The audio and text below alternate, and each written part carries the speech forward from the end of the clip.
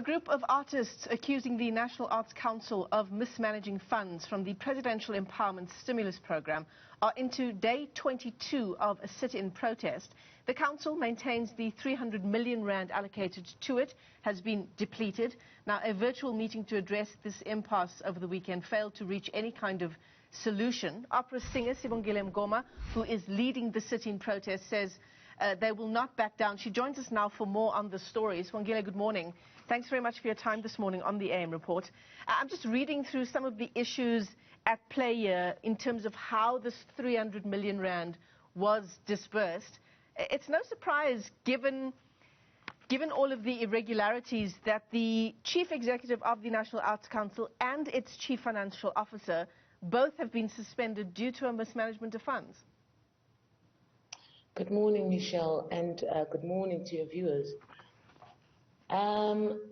I don't know how the 300 million is depleted when they have only managed to pay 37 million. So right now, with the suspension of the CFO and the CEO, it still doesn't answer the question of there's still council members from the previous council who are still serving in the present council. And then there are present council members who are beneficiaries of this fund. And yet we are being told of depleted funds, and they still refuse to disclose who has been paid, how much have been paid, and for which projects. Yeah. So there's a serious issue of accountability here that is not being addressed. And yes, that is why we keep hitting a deadlock with the NAC and DSAC. Let's just take a step back here, Sibongile. So this application process was finalized in December, just over 1,300, in fact 1,374 successful applicants, but that would have translated, if I understand it correctly, into a lot more than just 300 million, those successful applicants. Well, we won't know that because the actual process of adjudication was mismanaged. That itself was mismanaged because you don't allocate money to half of the approved applicants without finalizing the entire process. So even the adjudication process was mismanaged. Who was keeping account of how much money has been allocated to ensure that it's not oversubscribed? So there was a lack of foresight from the management and the council that was in charge at the time. I think it's quite sad that there's always a fall guy and nobody looks at the entire agency as a dysfunctioning entity, because that's what it is. All that the PSP process has highlighted is just how dysfunctional the NAC has been for more than 20 years. So let's take a look at what Head of Communications for the NAC, Dr. Sipho Sithole, says. So he says there are two sides to the story. People who were angry that their contracts had changed, those who were unhappy that the council was making sure that no one unduly benefits from the scheme, and others that were left out. So he says it's a matter of sour grapes, if I understand him correctly.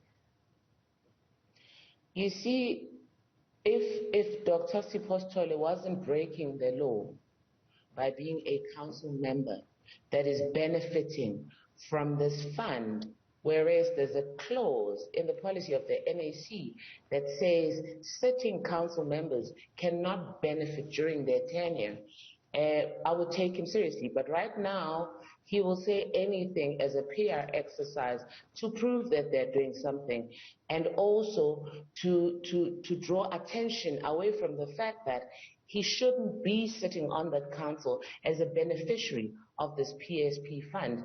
In fact, I don't know why he is still being a spokesperson for the council of the NAC, because right now he doesn't qualify. He has discredited himself and he is breaking the law. Sibongile, surely it's easy enough to get, and you say this has been impossible, which is why the sit-in protest is now in day 22. But surely it should be easy enough to get a list of the contracts that have been approved and the amounts of money that have been paid out so far, how much still needs to be paid out, and then balance that against the 300 million rand fund. It should be, but for some strange reason, the NAC is very unwilling to share that information. They are quick to announce people who are approved, but they are not quick to actually show what they have paid, because that's all we're asking for. Show us what you have paid, how much, and to whom, and for what project. Yep. And for some strange reason, that is just too difficult for them to do at this stage. Sibongile, is it possible that there are issues around that are being listed in the information that I have here, issues around projects being approved for more money than they've applied for, meaning that it exceeds, the total amount exceeds that 300 million rand? Because what Sibongile is saying is that those contracts that needed to be adjusted, so if I asked for 100 rand and I was approved for 1,000 rand, my contract then needed to be adjusted, so I only get that 100 rand. He says those contracts that have been adjusted have now been sent out. They will be finalized by the end of March. Is that a possibility as well? Well, that did happen. There were people that were approved for more than what they applied Yep. for. And that should have then been communicated and corrected. But what they have done is they've even reduced the budgets of those people who are approved for what they applied for, because now they needed to make room for themselves, because they were on the list of people who were not announced. So they are telling half the story. They should be telling the full story of why, as the new council, they needed to change the process that had been followed. And they also need to acknowledge that the process from the beginning was mismanaged. Yeah. So what happens now? Day 22 of your sit-in. What happens from here on in terms of feedback from the council and from the Department of Arts and Culture as well? The interesting thing is that we haven't received any feedback from the council. Instead, we have been following their PR machine in overdrive. But the people sitting in their building, they're not talking to. They're talking to media, but they are not talking to the artists that they claim to be servicing, which I find very interesting. So this is a big developing story, 300 million rand here at play. A group of artists, including Sibongile Mngoma, opera singer, joining us here via our video link in a 22-day sit-in process.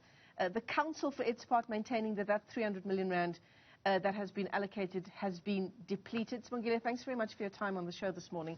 It's a developing story that we'll continue to update you on as it develops.